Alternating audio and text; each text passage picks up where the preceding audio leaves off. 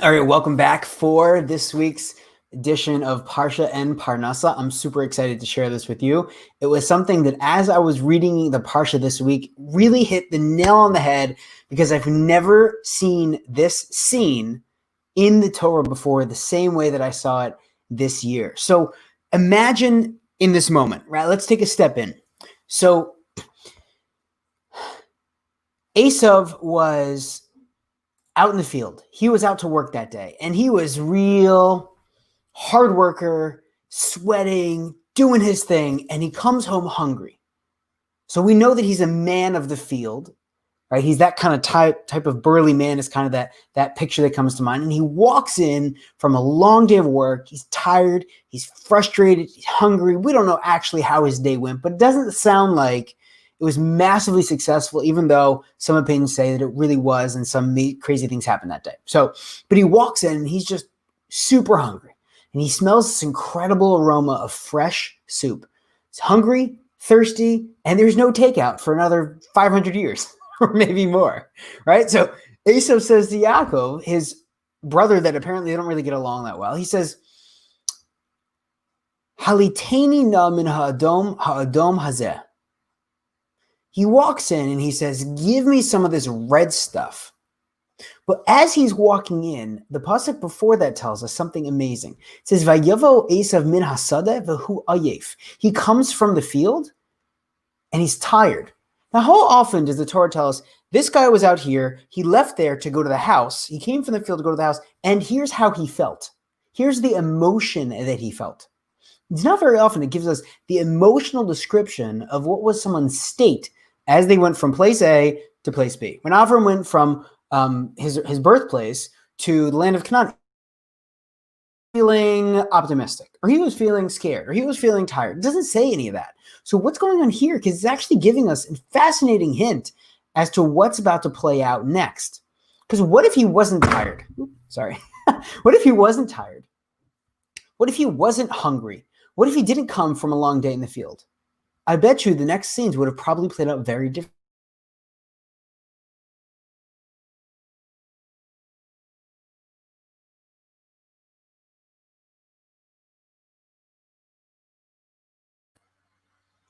Ki ayef, because I am what emotion? I'm tired. Let me ask you a question. When you are talking to someone and you want something from them and you're feeling tired, how much do you feel that you're going to have this sense of strength and self-discipline and clarity to be able to negotiate what you want and the terms that you want them? Not very well, right? Esav was not in that state to be able to negotiate, and he was in the state of just give me it. I don't care what it costs.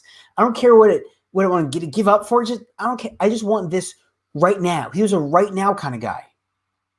And so what happens is, next pasuk says, Vayomer. So Yaakov says yes. The next pasuk says Vayomer Esav. Esav says, Hine anochi holech lemus. Yaakov tells him the price tag, and he says, here's what the price tag is. You want it? Fine. I want you to sell me the birthrights, which back then apparently meant something. Today we don't really understand it, but essentially it's like not just being first in line or the eldest to get, snacks at dinner time growing up. It's birthrights. It's like the first one for blessing, whatever that means back in the day. But he promises in the birthrights. And he says to himself, Esav says, Hine anochi holech lemus. I'm going to die. Maybe he's talking about right now. If I don't eat something, I'm so hungry, I'm going to die. I've heard my kids say that so many times, right? So maybe he means it right now. Or maybe he's talking about later on. So right now, I'm in this moment. I have pain where I'm super hungry. I'm tired. I'm thirsty. I want to eat. What is this bechor, this eventual thing? What is it worth it? What does it do for me? And he's right. It doesn't do anything for him if you're thinking short term. So Yaakov hears exactly what he needs to hear to make a sale.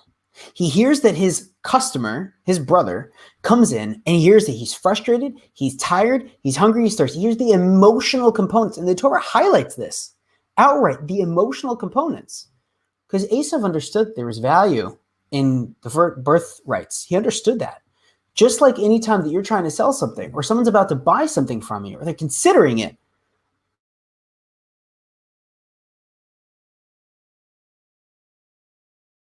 not clear that will come from you giving that to them, from them giving you money and them having this product or service that comes as a result.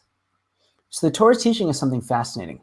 The first sale in the Torah last week's Parsha was Avram bought a burial place in a field from Ephron, and he told us exactly how much money he spent. I spoke about this last week. This week, there was another purchase happened, the second purchase, but there was no money involved. But the reason why he was able to make the sale is because Yaakov understood exactly what Esav wanted and why he wanted it, and his emotional frustration, his pain point of not having it. He knew he could name the price and ask for what he wanted. Think about that. Think about that. People are willing to pay money and receive money for something because money is a promise of future good and service. It doesn't have any inherent value in it. Back in the day when it was actual like real coins, real gold and silver, it meant something. But paper money doesn't have any inherent value. If you take a dollar bill and you bring it to some other country that doesn't take dollar bills, there's no value in it in that country. So in this moment, in this emotional space, there's no value because the value of the birthright was massively incompatible to the value of right now, I need this. Emotional pain, the pain point where you're so clear you could put your finger on it and feel that pain of the person that you're looking to sell to, where you know exactly what they want. That's how you close it. So in my business, I call it the gap, right? The gap is like, where's the gap? Where's that hole that's keeping you from feeling whole in your business, right? Whole in your relationship or in your life. The missing piece that feels like everything is not good when this is not good. Esav was in that place. When this was not good, when he was in this emotional state, everything was not good. So that's where the sale becomes in your territory. And anytime that you're wondering, why didn't the sale close? They were interested in what I had to offer. We had a great conversation. We got along so well. I don't know why they didn't buy. Here's why they didn't buy. Either because they really didn't need it, or because you did not get clear enough into the gap, into the emotional frustration of what was going to change and be solved. They didn't want more information. Well, the soup is really good. It's red lentils. It's really hot. You like the flavor. Those are really good. But the transformation, right? That's information. The transformation is when you get the soup, when you pay me for this, you're going to feel amazing. You're going to have your energy back. You're going to feel like alive again. You're going to have clarity and you're going to have an amazing night's sleep, which will allow you to be really successful tomorrow in your day. So get to the heart of it. Uncover what do they really want and have the clarity to declare their pain point. I'll see you next week in the next edition of Parsha and Parnassa. Leave in the comments. Love to hear what resonated